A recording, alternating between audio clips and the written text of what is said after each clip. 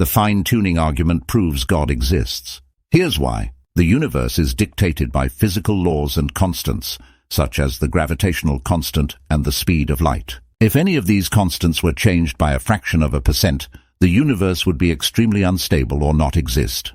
The constants' values allow for our world and life forms to exist. The universe is fine-tuned for life. If the universe is fine-tuned, who is the fine-tuner? The simplest answer is a creator, a God. Morality proves God exists.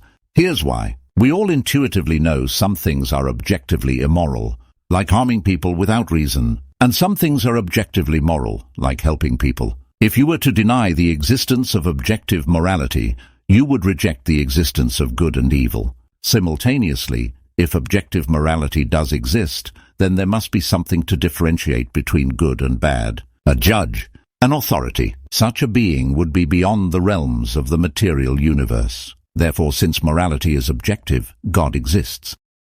Consciousness proves God exists. Here's why. It is undeniable your thoughts exist. When you think of blue, you can see it in your mind. It exists. However, no matter how far inside someone's physical brain you look, you will never find that thought. Thoughts are not physical. Instead, they exist in an immaterial sense. The idea that such an immaterial consciousness arises from an arrangement of atoms, a purely mechanical physical process, is impossible.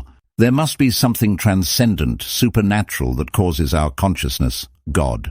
Causation proves God exists. Here's why. Everything that begins to exist has a cause. This fact is accepted by any reasonable person and is the foundation of science. The universe has a beginning. This is acknowledged scientifically with the Big Bang and logically. If the universe didn't have a beginning, then it would be infinitely pre-existing. This is impossible because an infinite amount of something cannot exist in the real world. Furthermore, you cannot make infinity through repeated addition. The universe, therefore, must have a cause. This cause must be transcendent of the universe and independent of matter and time and extremely powerful. It must be God. God is one.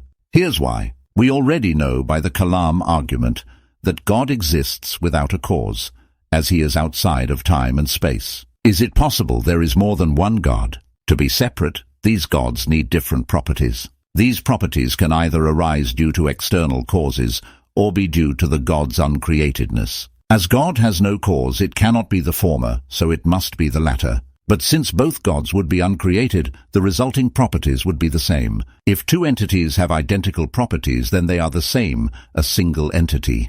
Therefore God is one. There must be an afterlife. Here's why. We know by the moral argument that God is the source of our morality. But this is meaningless if God has no mechanism to enforce his moral law. What meaning does a law or rule have if there are no repercussions for disobeying it, or no reward for following it? This punishment-reward system cannot be in this life because we see bad people succeeding and good people being tested even more. Therefore, it must be after this life. There must be an afterlife. There must be true revelation. Here's why. We know God is the source of our morality and we get punished and rewarded after death. But how are we supposed to know and abide by his laws if they are not made clear to us? It would be unfair for God to punish us for not obeying rules that we do not know about. But God is the perfectly just and fair. There must therefore be some sort of revelation. For it to be fair, this revelation must be able to be distinguished from the others, so we know which rules to follow. This revelation must also be contained in some sort of literature, so it can survive past someone's lifetime and be unaltered, as God's law does not change. This argument debunks most atheist arguments. Here's why. God is a perfect being. That means if you can conceive of a greater being, then it isn't God. What is greater, a God who is worshipped, or a God who isn't worshipped? Surely a worshipped God is greater, so God must be worshipped.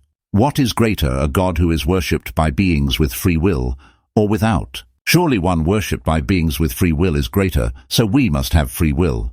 What is greater, a God who is worshipped by beings who are tested in their faith or not? Surely one who is worshipped by beings who are tested is greater. Therefore evil and suffering must exist.